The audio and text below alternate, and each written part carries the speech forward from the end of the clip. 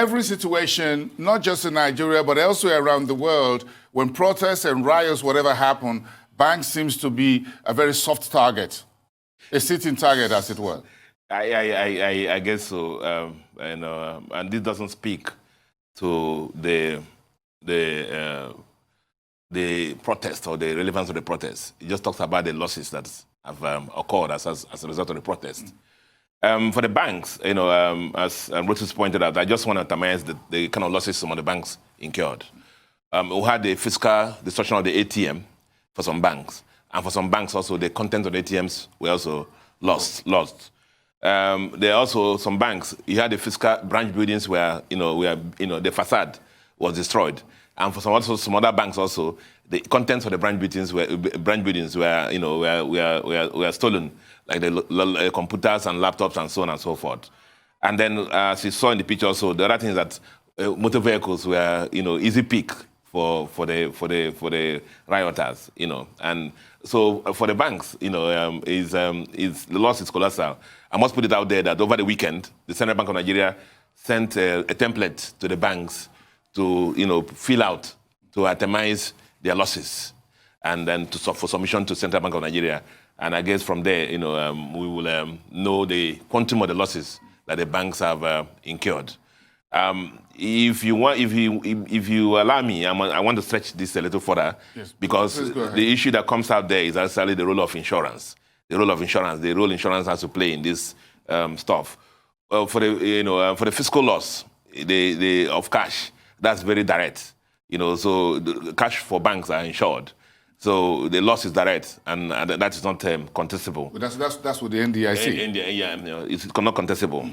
For the fiscal items, the problem there is that a lot of the banks insure them at historical costs.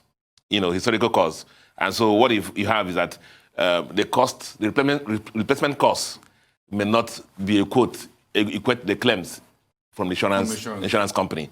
And in some instances, so there was also under insurance. Like some of the buildings, because of competitive pressures in the insurance industry, some of the premium paid are actually very, very low. They're not commensurate with the losses that are incurred. And so the insurance companies are going to bear losses in this, because the premium they collected is not commensurate with the amount of claim in the structure there. The motor vehicle is a tricky one, because to reduce costs, most institutions, including banks, have been doing third-party insurance. Basically, they don't do a lot of comprehensive.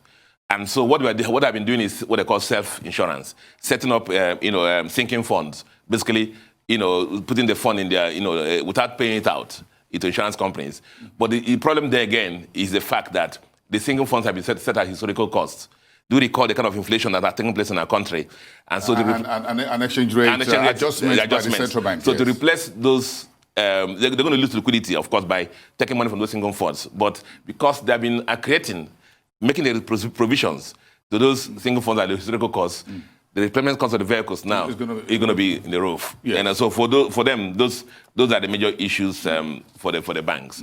But again, talking about the financial system in Nigeria, if I might put it out there, is good. It's a good thing for the insurance industry. And let me explain. Even though they're going to making payments, which means they're going to hold their profitability. But why I say it's good for them is that the insurance penetration in Nigeria is below 1%.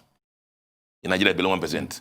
Nigerians don't insure principally because of lack of confidence in the insurance system. So you think with this very widespread looting, vandalism, and all that, if the insurance industries come out and actually make payments, people, the country will see that insurance works.